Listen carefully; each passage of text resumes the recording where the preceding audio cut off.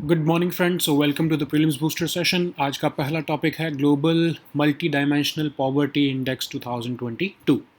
Social issues के लिए भी इम्पॉर्टेंट है, इंटरनेशनल रिलेशंस के लिए भी इम्पॉर्टेंट है, तो मोस्टली आपका फोकस इसमें सोशल इश्यूज़ के ऊपर रहना चाहिए। तो 415 मिलियन पीपल जो हैं इंडिया में, वो पिछले 15 साल में मल्टी डायमेंशनल पॉवर्टी को एग्जिट कर चुके हैं। तो बहुत अच्छी न्यूज़ है हमारे लिए, ऑफ कोर्स ये। तो पहले तो हमें पता होना चाहिए कि मल्टी डायमेंशनल पॉवर्टी क्या होती है। तो जनरली जब हम पॉवर्टी की बात करते हैं तो हम सिर्फ उसको इनकम के कंटेक्स्ट में देखते हैं ना, कि जिसकी इनकम कम है, जो बेसिक नीड्स नहीं अचीव कर पा रहा है इनकम कम होने की वजह से, वो पुअर है। लेकिन मल्टी डायमेंशनल पॉवर्टी क्या कहती है कि सिर्फ इनकम एक फैक्टर है। सिर्फ पॉवर्टी को देखने का, पूरे की पूरी पॉवर्टी को हम सिर्फ एक इनकम के फैक्टर से नहीं देख सकते। बहुत से और भी फैक्टर्स होते हैं, जैसे अगर उसको एजुकेशन का एक्सेस नहीं मिल रहा है, बेसिक इंफ्रास्ट्रक्चर का एक्सेस नहीं मिल रहा है, न्यूट्रिशन नहीं मिल रहा है, तो ये सब भी आपको पॉवर्टी के लिए मल्टी डायमेंशनल अप्रोच लेकर चलनी पड़ेगी। ठीक है, जिसमें इनकम सिर्फ एक और क्राइटेरिया होगा। तो इसलिए मल्टी डायमेंशनल पॉवर्टी जो है वो एक बहुत ब्रॉड सेंस में पॉवर्टी को मेजर करने का तरीका है, अपार्ट फ्रॉम जस्ट सिर्फ हमें अगर ये देखें कि वर्ल्ड बैंक क्या कहता है कि जिसकी $1.90 पर डे से कम इनकम है तो वो पुअर है। तो सिर्फ इनकम का क्राइटेरिया सफिशेंट नहीं होगा। तो इसीलिए ये हम मल्टी डायमेंशनल पॉवर्टी देखते हैं। तो इस बार की 2022 की रिपोर्ट ये कह रही है कि 111 कंट्रीज़ में 2 बिलियन पीपल जो है वो एक्यूट मल्टी डायमेंशनल पॉवर्टी में रहते हैं। उसमें से हाफ जो है, लगभग हाफ जो हैं वो children under the age of 18 years of age हैं। ठीक है, सो अब जो है, जो डेवलपिंग रीजन है उनमें सब सहारन अफ्रीका जो रीजन है वो सबसे ज़्यादा जो है मल्टी डायमेंशनल पॉवर्टी से जूझ रहा है। उसके बाद हमारा साउथ एशिया का रीजन जो है वो सबसे ज़्यादा जो है वो डील करता है। इंडिया में लेकिन फिर भी सबसे ज़्यादा लार्जेस्ट पुअर पॉपुलेशन रहती है। और लेकिन गुड न्यूज़ ये है कि अगर पिछले 15 सालों का हम आंकड़ा देखें तो 415 मिलियन पीपल जो है वो पॉवर्टी को एग्जिट कर चुके हैं। सबसे बेस्ट परफॉर्मेंस हमारी कंट्री में पॉवर्टी से लोगों को निकालने में जो है वो कौन सी स्टेट ने दिया है? गोवा ने दिया है। ठीक है, और इस इंडेक्स में ये कहा गया है कि हमने 2020 का आंकड़ा जो है वो यूज़ किया है। तब कोविड-19 का जो आपका इम्पैक्ट था वो हमने काउंट नहीं किया है, बट ऑफ कोर्स अगर उसको हम काउंट कर लें तो जो हमारी प्रोग्रेस है मल्टी डायमेंशनल पॉवर्टी को एलिमिनेट करने की, वो 3 से 10 साल पीछे चली गई होगी। ठीक है, तो ऑफ कोर्स डेटा जो है वो प्री पेंडेमिक टाइम का है, इसीलिए अभी जो हमको ये 415 मिलियन जो देखने को मिल रहा है कि एग्जिट हो गई है पॉवर्टी से, तो ये हमको इसलिए अच्छा आंकड़ा देखने को मिल रहा है। मल्टी डायमेंशनल पॉवर्टी इंडेक्स है क्या? इसको Oxford poverty and human development initiative और यूएनडीपी के ह्यूमन डेवलपमेंट रिपोर्ट ऑफिस जो है वो मिलकर पब्लिश करते हैं। इसमें 10 इंडिकेटर्स को यूज़ किया जाता है: nutrition, child mortality, years of schooling, school attendance, cooking fuel, sanitation, drinking water, electricity, housing, house hold assets. और इसको जो ये आंकड़ा होता है कंट्रीज़ का, अब इंडिया का अगर हम कंटेक्स्ट देखें तो नेशनल फैमिली हेल्थ सर्वे का जो आंकड़ा होता है उसके बेसिस पर ये रिपोर्ट बनाई जाती है। MPI जो होता है उसमें 0 से 1 तक का स्कोर होता है, जितना हाई होगा उतने ही ज़्यादा मतलब पॉवर्टी वहाँ पर है। ठीक है, तो अब इस बार 23 लो इनकम कंट्रीज़ देखी गई हैं, 85 मिडिल इनकम कंट्रीज़ देखी गई हैं और 3 हाई इनकम कंट्रीज़ देखी गई हैं। 1.2 बिलियन जो लोग हैं वो पॉवर्टी में किसी ना किसी तरह से जी रहे हैं, जो कि लगभग 19.1% ऑफ वर्ल्ड पॉपुलेशन है। नेक्स्ट हमारा टॉपिक है one nation one fertiliser scheme. ये इस आपका टॉपिक जो है एग्रीकल्चर, मतलब आपका इकोनॉमी का जो ब्रॉड टॉपिक है उसमें एग्रीकल्चर के सब टॉपिक के लिए इंपॉर्टेंट है। तो पीएम मोदी ने जो है one nation one fertiliser scheme और प्रधानमंत्री किसान समृद्धि केंद्र भी जो है वो लॉन्च किए हैं। पहले तो हम देखते हैं one nation one fertiliser scheme है क्या। तो अब आपको हमने डिस्कस भी किया था, प्रधानमंत्री भारतीय जन उर्वरक परियोजना है ये, जिसके अंदर अब सिर्फ भारत ब्रांड की फर्टिलाइज़र मिला करेगी। अब जितनी भी पहले फर्टिलाइज़र कंपनीज होती थी वो अपने ब्रांड का लोगो लगाकर बेचती थी या अपने ब्रांड की फर्टिलाइज़र बेचती थी। तो उससे क्या होता था, फार्मर्स जो है वो एक पर्टिकुलर ब्रांड का जो प्रोडक्ट है उसको जो है सर्च करते होते थे, उसके लिए ब्लैक मार्केटिंग होती थी उस कंपनी की के प्रोडक्ट की। तो उस सब से जूझने के लिए, उस सब से डील करने के लिए गवर्नमेंट ने डिसाइड किया है कि अब सिर्फ भारत नाम के ब्रांड पर ही जो है वो फर्टिलाइज़र बिकेगी। अगर यूरिया है तो वो भारत यूरिया होगा, अगर डैप है तो वो भारत डैप होगा, NPK है तो भारत NPK होगा, है ना। अब लेकिन जो कंपनीज बना रही हैं उनको भी कुछ इंसेंटिवाइज होना चाहिए, नहीं तो वो उनके पास तो कोई इंसेंटिव ही नहीं रह जाएगा, है ना। इसके लिए 1/3 ऑफ द स्पेस जो है उनके बैग्स पर वो अपनी कंपनी का नाम और लोगो लगा सकते हैं। लेकिन 2/3 एरिया में जो है भारत ब्रांड ही लगा होना चाहिए, ठीक है। अब हम देखते हैं प्रधानमंत्री किसान समृद्धि केंद्र क्या है। तो ये one stop shop for farmers हैं। आपको याद होगा अभी हमने कुछ टाइम पहले रायतू भरोसा केंद्र पर पढ़े थे, आंध्र प्रदेश गवर्नमेंट ने जो लॉन्च किए थे। तो सिमिलर सा स्टेप है जो कि आपके बहुत सारी सर्विसेज जो है फार्म सेक्टर से रिलेटेड फार्मर्स को देंगे ये केंद्र, ठीक है। Ministry of chemicals and fertilisers इनको जो है वो इनको चलाएगी। और कहा जा रहा है कि जो लगभग 3.25 लाख के करीब फर्टिलाइज़र रिटेल शॉप्स हैं हमारी कंट्री में, उनको कन्वर्ट करके प्रधानमंत्री किसान समृद्धि केंद्र बना दिए जाएंगे, ठीक है। सो उसके बहुत बेनिफिट्स हैं ऑफ कोर्स हमको। जितनी भी कमर्शियल एक्टिविटीज़ हैं वो सारी यहाँ पर जो फार्मिंग से रिलेटेड वो इन केंद्र में जो है वो आप उपलब्ध कराई जाएंगी फार्मर्स को। जैसे क्रॉप एडवाइजरी हो गई, एक्सटेंशन सर्विसेज होती हैं जो क्रॉप एडवाइजरी, सॉइल हेल्थ कैसी है, ये सारी जो है सर्विसेज एग्रीकल्चरल साइंटिस्ट वहाँ पर लोकेटेड होंगे। तो फार्मर्स को बेसिकली अवेयर कराने के लिए कि फार्मिंग कैसे वो अच्छी तरह से कर सकते हैं, कैसे बैलेंस्ड यूज़ ऑफ फर्टिलाइज़र उनको कर सकते हैं, ऑर्गेनिक फर्टिलाइज़र का यूज़ वो कैसे इस्तेमाल कर सकते हैं, ये सारी जो है फैसिलिटी देने के लिए ये प्रधानमंत्री किसान समृद्धि केंद्र काम करेंगे। नेक्स्ट हमारा टॉपिक है national highways infrastructure investment trust, ठीक है। तो अब union minister of road and transport ने कहा है कि NHAI जो है वो लगभग 3800 करोड़ रुपए की और कैपिटल जो है वो रेज़ करने वाला है।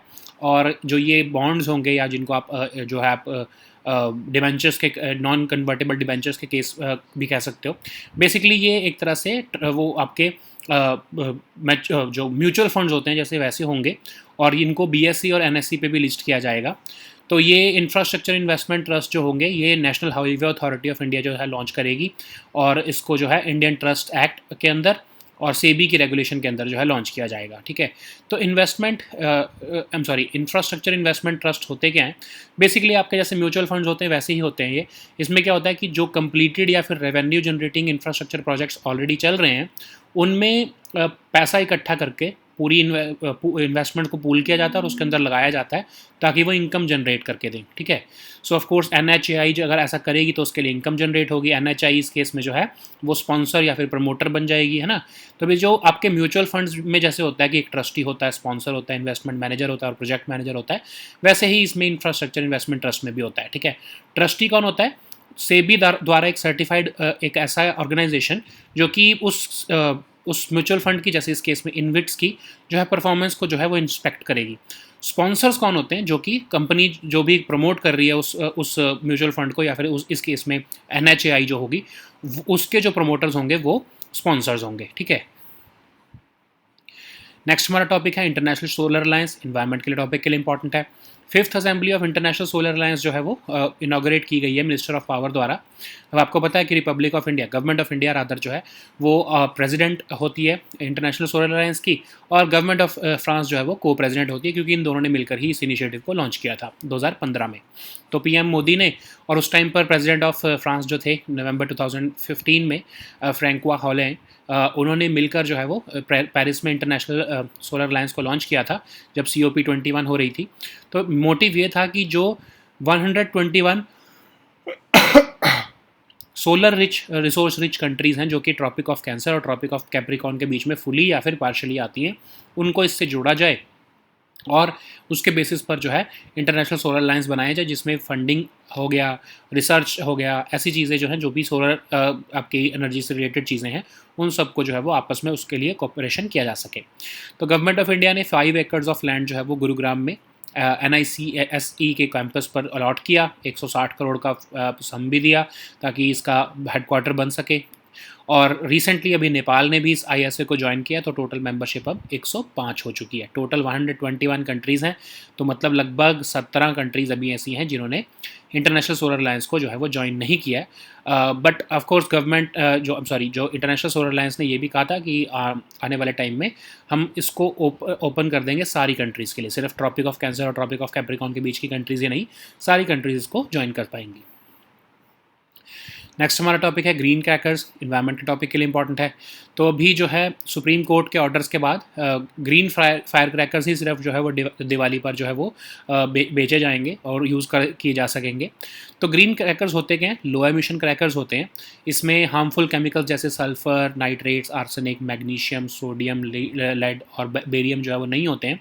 और उसकी वजह से क्या होता है कि इनकी एमिशन जो है वो 30% तक कम हो जाती है। इनकी जो नॉइस पोल्यूशन है वो भी कम होता है एज़ कम्पेयर टू जो है आपके कन्वेंशनल क्रैकर्स। तो ये इनके ऊपर एक ग्रीन लोगो लगा होता है, एक क्यूआर कोड लगा होता है, ताकि इनको कन्वेंशनल फायर क्रैकर से डिफ्रेंशिएट किया जा सके। तो इनको इंडिया में जो है CSIR ने बनाया है। तो 3 तरह के आपके बहुत फेमस जो हैं ये ग्रीन फायर क्रैकर्स हैं। एक तो है स्वास, स्टार और सफल। स्वास में क्या है कि जब ये फटता है, ठीक है, जब ये रिलीज़ होता है तो ये अपने साथ साथ वाटर वेपर भी रिलीज़ कर देता है ताकि जो डस्ट है उसको सप्रेस किया जा सके। इसके अंदर पोटेशियम नाइट्रेट और सल्फर भी नहीं होते हैं। स्टार जो है आपका क्रैकर, उसके अंदर सेफ थर्माइट, वो एक सेफ थर्माइट क्रैकर है, इसके अंदर भी पोटेशियम नाइट्रेट और सल्फर नहीं होता है। तो सफल आपका जो क्रैकर है उसमें उसका नाम है सेफ मिनिमल एल्यूमिनियम। तो इसमें मतलब बहुत ही कम एल्यूमिनियम का यूज़ किया जाता है, उसकी बजाय जो है मैग्नीशियम का यूज़ किया जाता है। इसकी वजह से साउंड भी कम आती है as compare to traditional crackers.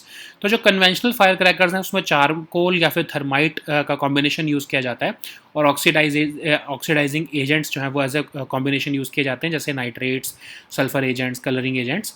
और इनकी जो साउंड भी होती है वो भी as compare to green crackers बहुत ज़्यादा होती है, 160 टू 200 डेसिबल्स तक होती है। नेक्स्ट हमारा टॉपिक है टेलीमानस, सोशल इश्यूज़ के लिए इंपॉर्टेंट है। तो institute of human behaviour and allied sciences जो है उन्होंने सेंट्रल गवर्नमेंट का मेंटल हेल्थ स्कीम टेलीमानस को लॉन्च कर दिया है। तो ये आपको free tele mental health services देगा। यूनियन हेल्थ मिनिस्ट्री इसको ऑफ कोर्स इनिशिएटिव्स को चला रही है। निमहंस जो है वो उसका नोडल सेंटर होगा और IIITB बेंगलुरु जो है आपका वो टेक्नोलॉजी सपोर्ट इसको देने वाला है। 2 टियर मैकेनिज्म होगा इसके अंदर। पहले लेवल पर जो है वो टेलीमानस सेल्स होंगी स्टेट लेवल पर, जिसमें ट्रेंड काउंसलर्स और मेंटल हेल्थ स्पेशलिस्ट होंगे।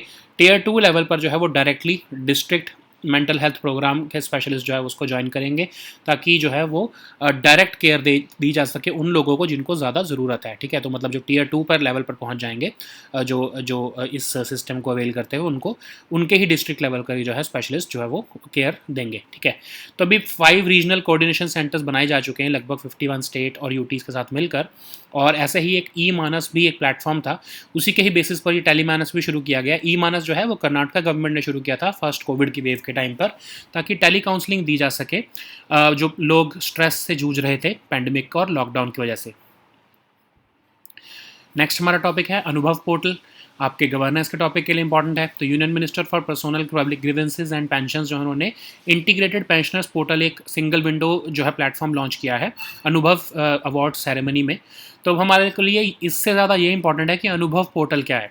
तो अनुभव पोर्टल को 2015 में लॉन्च किया गया था, जिसमें पीएम मोदी ने कहा था कि जो रिटायर्ड ऑफिशियल्स हैं वो डिजिटल फॉर्म में अपना रिच एक्सपीरियंस शेयर कर सकते हैं। तो रिटायरिंग गवर्नमेंट ऑफिशियल्स जो हैं वो अपने एक्सपीरियंस को इसमें शेयर करते हैं, अपने जो उन्होंने डिपार्टमेंट में जो उनका एक्सपीरियंस है उससे और उनकी जो कंट्रीब्यूशन है वो वेरियस गवर्नमेंट पॉलिसीज़ बनाने में उस सारे एक्सपीरियंस को ये शेयर करते हैं, नोट्स छोड़ देते हैं इसके ऊपर, इस पोर्टल के ऊपर। तो उससे क्या होता है कि जो न्यू इनकमिंग जो आपके ब्यूरोक्रेट्स हैं या न्यू आपके जो ऑफिसर्स हैं उनको एक तरह से रिच एक्सपीरियंस जो है हमारे पुराने लोगों का वो देखने को मिलता है, और उसको वो उसी के बेसिस पर जो है आगे हम पुरानी गलतियां करने से बच सकते हैं। ठीक है, तो लगभग 92 मिनिस्ट्रीज, डिपार्टमेंट्स और ऑर्गेनाइजेशंस जो है वो अनुभव पोर्टल पे अपने आप को रजिस्टर कर चुकी हैं। लगभग 8700 से ज़्यादा राइटअप्स जो हैं वो रिटायर्ड लोगों ने अभी तक, जो रिटायर्ड आपके ऑफिशियल्स थे उन्होंने अभी तक इस पर लिख दिए हैं। ठीक है, सो ये बहुत अच्छा एक इनिशिएटिव है जिससे गुड गवर्नेंस देने में गवर्नमेंट को बहुत हेल्प होगा। जिससे आप होगा क्या कि आप पुराने लोगों के जो विजडम है उसको कंबाइन कर रहे हो न्यू लोगों की एनर्जीज के साथ। ठीक है, तो बहुत अच्छा इनिशिएटिव है of course. So now let us see all these topics in English. So the first topic is Global Multidimensional Poverty Index 2022. So this topic is important for your social issues. So as per this, the recently released Multidimensional Poverty Index, almost 415 million people have exited multidimensional poverty in India in the last 15 years. So what is multidimensional poverty and how is it different from just poverty? So you know that when we talk about poverty, we only focus about on the income criteria, but Multidimensional poverty says that income is just one criteria. You have to look at other factors also, like if the persons or if the people are able to get nutrition or education, or if they have access to basic infrastructure, and income is also one of the criteria in this multidimensional poverty. Okay, so you know that World Bank, as per the definition of World Bank, anyone who is earning more than 1.90 US dollars per day is not poor, or it's at least that person is above the international poverty line. But multidimensional poverty also takes other aspects into the consideration. So, what are the major findings of this report, of this year's report? So, this report is saying that almost 111 countries, in almost 111 countries, 1 billion people. So, there is a typo here. It's not 2 billion people. 1 billion people are living in acute multidimensional poverty, and half of these people, almost 593 million people, are children under the age of 18. Okay, so this developing region, where the largest number of poor people are living is in Sub-Saharan Africa, and at the second level, the South Asia region is having the most poor people living here. Okay, India has the largest poor people in the world, 228.9 million. But there's a good news also. 415 million people have exited poverty in the last 15 years in India, and Goa is the state which has shown the impressive performance in bringing people out of poverty. But this report is saying that they have not yet considered the impact of pandemic, because the data that they have catered to while preparing this report is belongs to the pre-pandemic period. So, what is multidimensional poverty index? So, it is prepared by Oxford Poverty and Human Development Initiative and UNDP's Human Development Reports Office, and it takes into consideration several aspects like nutrition, child mortality, years of schooling, school attendance, cooking fuel, sanitation, drinking water, electricity, housing, and household assets. So, if there is any lacuna, or if there is any population which is lacking these basic level of infrastructure, then based upon that, multidimensional poverty index is created, and the level of poverty is decided according to that. Okay, so how does this the report gather their data? Of course, they rely on the National Family Health Survey data, which is taken by the Ministry of Health and Family Welfare in partnership with the IAS-IPS. And this MPI ranges from 0 to 1, which means the higher value implies higher poverty level. So this year, 23 low income countries, 85 middle income countries, and 3 high income countries have been measured, and 1.2 billion people have been reported to be under multidimensional poverty, and it is almost 19.1% of world population who is living under poverty. So the next topic is One Nation, One Fertilizer Scheme. This topic is important for your economy section, particularly the agriculture section in economy. So while participating in a conclave of farmers, PM Modi has recently inaugurated 600 Kisan Samriddhi Kendras and launched the One Nation, One Fertilizer Scheme. So, what is One Nation, One Fertilizer Scheme? We have already discussed about it also. Pradhan Mantri Bharatiya Jan Urvarak Pariyojana. Now, all the fertilizer companies, they would have to sell their fertilizer products under the single brand known as Bharat. So, if they are selling urea, it would be named as Bharat Urea. If they are selling DAP, it would be known as Bharat DAP. And the companies will, to incentivize their initiative, the companies can only utilize 1/3 of the space on the bags regarding their brand name or logo.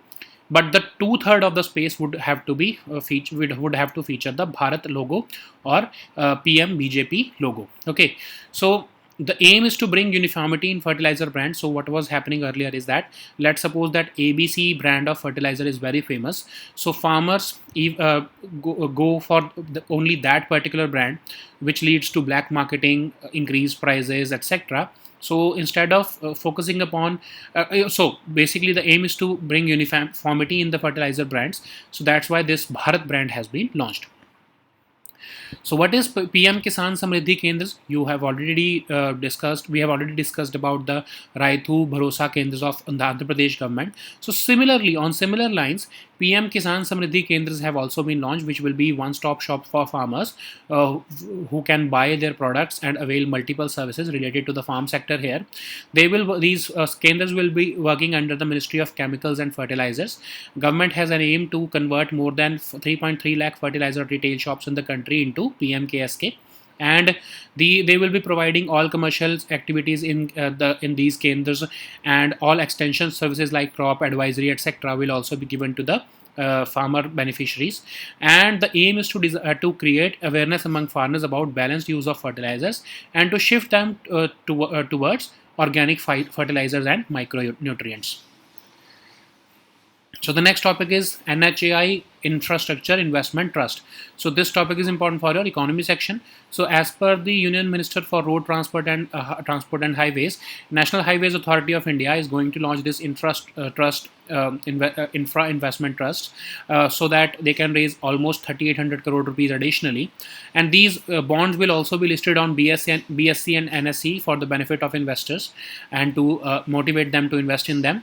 And these bonds will be in the Infrastructure Investment Trust. They will be sponsored by the National Highway Authority of India, and they have been established by NHAI under the Indian Trusts Act, and they are regulated by SEBI.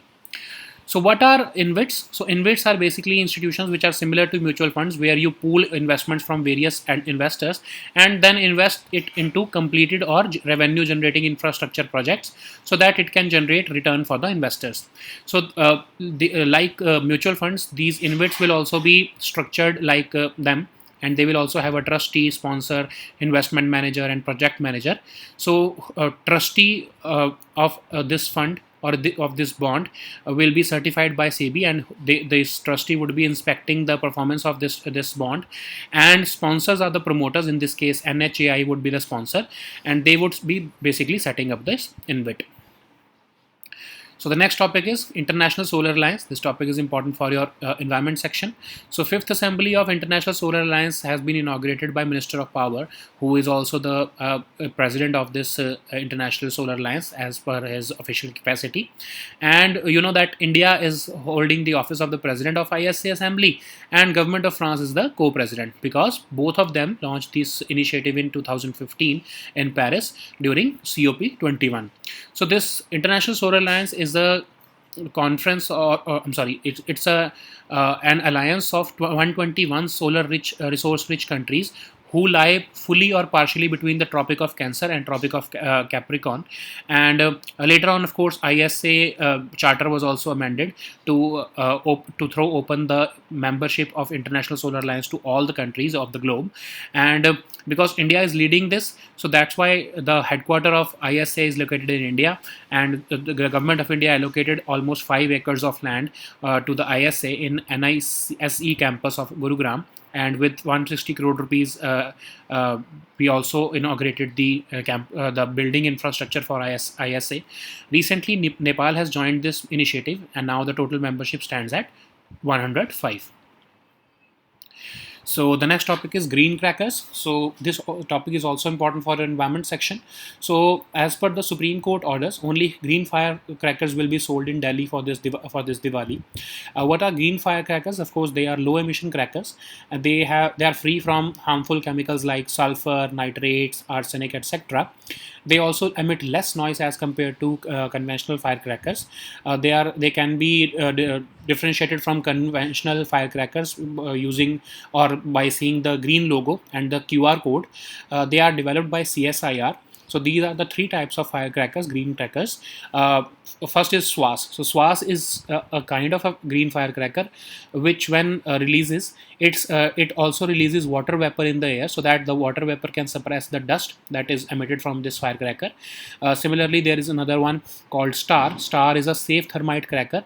It does not contain potassium nitrate and sulfur. That's why the particulate matter is less emitted. Safal is also another cracker, which is of course safe minimal aluminium, in which a minimum usage of aluminium is done, and instead magnesium is used, which reduces the sound when it is burst. So, what are conventional firecrackers? They are composed of charcoal or thermite, and they are used in combination with oxidizing agents like nitrates or chlorates, sulfur agents, or even coloring agents. And they have a very high sound of almost 160 to 200 decibels. So the next topic is telemanus. This topic is important for your social issues. So Institute of Human Behavior and Allied Sciences has recently started the central government's mental health scheme called telemanus. So this is tele-mental health assistance and networking across states. So this initiative aims to provide free telemental health services to all over the country, all around the clock, of course. And it is an initiative of Union Health Ministry. NIMHANS will be the nodal center, and IIITB has provided the technological support. At the tier 1 level, the state telemanus cells will be assisting the beneficiaries, which will also include trained counselors and mental health specialists. But if at the tier 2 level, if there are serious issues with the beneficiary, then specialists at their district mental health program level will also be assisting them. At the presently, almost 5 regional coordination centers have been launched, and 51 states or UT telemanus cells have been connected with them.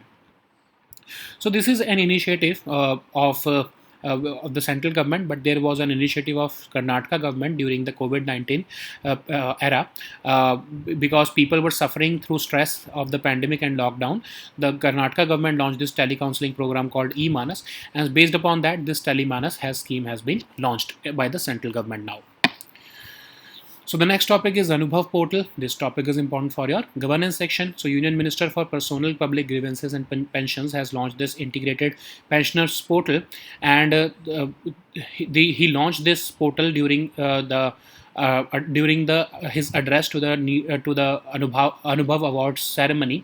So that's why this Anubhav portal becomes important for us to discuss. So Anubhav portal is basically was basically created by the government in 2015, because Prime Minister suggested that we have to preserve the rich experience of retired officials in digital form. Even an award scheme was launched so that these retiring employees can submit their write-ups, and they can be incentivized for it.